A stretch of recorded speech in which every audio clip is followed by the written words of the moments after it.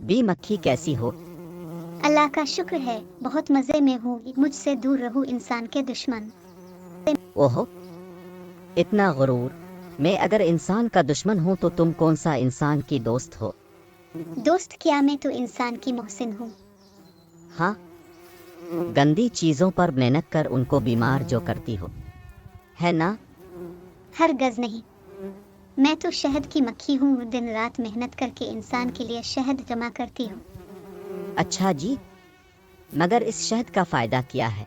शहद में बहुत से फायदे हैं। ये चीज़ गज़ा भी है और दवा भी। अल्लाह ताला ने इसमें ताकत और शिफा दोनों चीज़ें रखी हैं। ये काम तो अल्लाह ताला ने किया है, इसमें तुम्हारा क्या कमाल है? बेशक, ये सारा कमाल तो अल्लाह ताला का है। इसने मुझे ये खूबी दी है कि मैं फूलों से रस चूसती हूँ, फिर इसे अपने छत्ते में हिफाजत से रखती हूँ। मुझ जैसी और बहुत सी मक्खियाँ अपने पैरों से इसे आवा देती हैं। इस काम के लिए हमें बहुत मेहनत करना पड़ती है। और वो जो मक्खियाँ खाने पीने पर भिनभिनाती हैं, अपने जरासीम छोड़ जाती हैं, जो बीमारियाँ फैलाते हैं, वो भी तो तुम्हारी बहनें हैं। अल्लाह ताला ने इंसान को अक्ल दी है। इंसान को चाहिए कि वो अपनी सेहत का ख्याल रखे, खाने पीने की चीज़ों को ढांप कर रखे और फल और सब्जियां धोए बगैर इस्तेमाल ना करे। वाह बी मक्खी, तुम तो डॉक्टरनी हो गई हो। और इंसान को चाहिए कि वो तुम जैसे दुश्मन से भी महफूज रहे। भागो यहाँ से।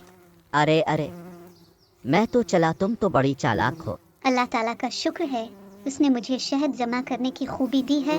इंसान को भी चाहिए कि वो शहद की नेमत के लिए अल्लाह ताला का शुक्र अदा करे। इस कहानी से हमें सबक मिलता है कि अपने खाने पीने की चीज़ों को ढांप कर रखना चाहिए, सेहतमंद चीज़ें खानी चाहिए और कुछ भी खाने से पहले अपने हाथ धोने चाहिए। मिलते हैं एक नई कहानी और सबक के साथ। बाय बाय बच्चों।